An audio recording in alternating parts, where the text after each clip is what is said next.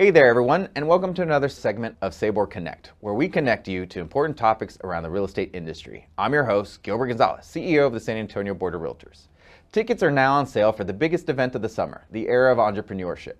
This event aims to enhance one's business through education, motivation, and the perspective of self-made visionaries. It's sure to provide tools, tips, and guidance on how to achieve long-term prosperity through smart business decision-making. We have a great lineup of speakers, including Shark Tank's Damon John, best-selling author Mark E. Lemons, and social innovator and author Matt Vance. Joining us is one of the speakers, Matt Vance. Matt, thank you for joining us virtually today. Hey, thanks, Gilbert. Appreciate it. So, Matt, you are a social innovator, and I would want to ask, what is the definition of a social innovator? Yeah, so really what that means is shaping behaviors, whether that's customers and how they're interacting with a company or a product, or employees and how they interact with their employer and other peers at a company. In the real estate space, you're talking about buyers, sellers, agents, and everyone involved in real estate transactions. And social innovation, we want to help those decisions and behaviors around transactions and everything happening there to be more positive and more fulfilling. And really managing expectations is a huge piece of that. So, and part of your research or your work has been on the book, which is perfectly placed behind you, The Review Cycle. Can you tell us a little bit about this consumer model that you developed? Exactly, yeah. So the review cycle is both a consumer behavior model and it's the namesake of the book. Essentially, I've mapped out 4 phases that a consumer goes through when they're making a decision, and they start with consideration like, hey, I realize I want to buy a house. The next stage is they look into a certain option, whether that's a specific property or house. And if they like that, they're going to see who they want to work with. And most of the time they're looking for some user-generated content, some validation, some social proof from their network, or in a lot of cases, online reviews to help them make a better decision of who to work with for that decision. And obviously when they've made that decision, they've got a post-decision phase where now they're actually working with that agent and they're experiencing in real life what it's like to work with them. And those are the 4 phases. So consideration, engage with the product or looking for a home, engaging with user-generated content, that could be mapping out reviews to see who they want to work with. And then they're making their decision of who they're working with. And it's one thing to understand that pattern, but it's another thing to influence it, right? Because everyone that goes online to search for reviews, every day new reviews are being posted, and so the landscape is continuously changing. One day someone might have great reviews, and then later, a few months later, maybe they've gone downhill and their ratings are lower. And so the landscape that consumer finds months down the road is different than the one that someone found previously. So influencing the user-generated content that people find online is key. So there are 4 things that you can do to influence those 4 stages, and you take it backwards. You start with asking for reviews. That's directly associated with the post-decision phase. When you're working with a real estate agent, you want to ask that customer for a review after the transaction is complete. And that fuels the rest of the cycle, right? Because now you've got new content that you can engage with online. The next stage is respond to reviews. Whether they're negative or positive reviews, responding to reviews showcases the high level of care that you have for your customers. And then the next piece is harvest insights. All these reviews are pieces of feedback and data that you can use to reverse engineer a better experience for the next customer, right? If you can learn what people love from your positive reviews and what people don't like from your negative reviews by reading those and analyzing them, you can in turn make changes that directly impact the customer experience in the ways that they actually value. And then the last piece is marketing with reviews. That's a very top of funnel function, essentially taking reviews and user-generated content from customers and putting that in an ad is way more influential. Yotpo did a study. They found that Facebook ads with user-generated content like reviews would convert at 4 times, would have 4 times the click-through rate at half the cost. And that's because consumers trust consumers way more than they trust us. Anything that we say from the company standpoint is always biased, right? Because we have something to gain from it.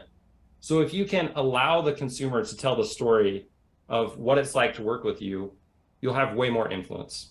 So that's the cycle right there. And what you have done in the past, and let's take a moment to say you will be here at speaking at our Era of Entrepreneurship, and you're going to get way more in detail in front of all of our members, so we're super excited to have you there.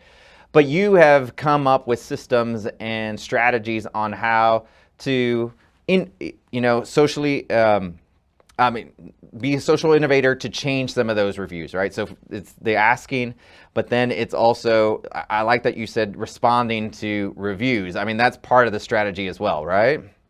Definitely. Yeah. Responding to reviews is key.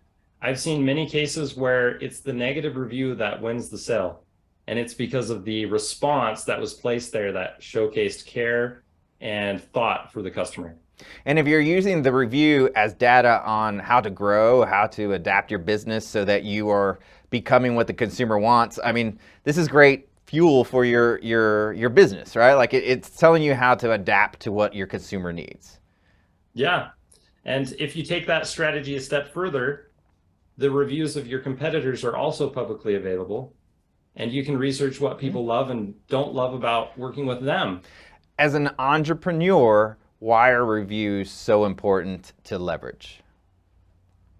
Social proof is way more influential than anything you can ever say.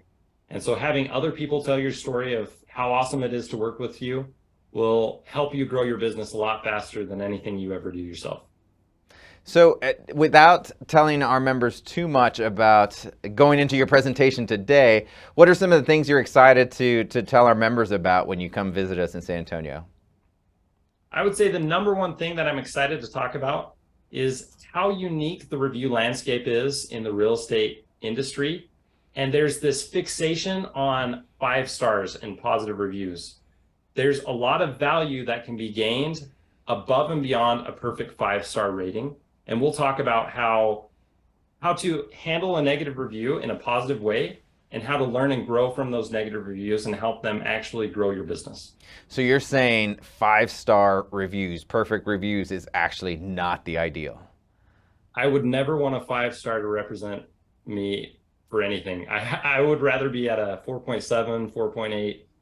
There's a touch of negativity there that helps validate and actually increase the trust in the 5 stars. Well, I'm very excited that you helped me feel better about my less than perfect Uber rating as a passenger.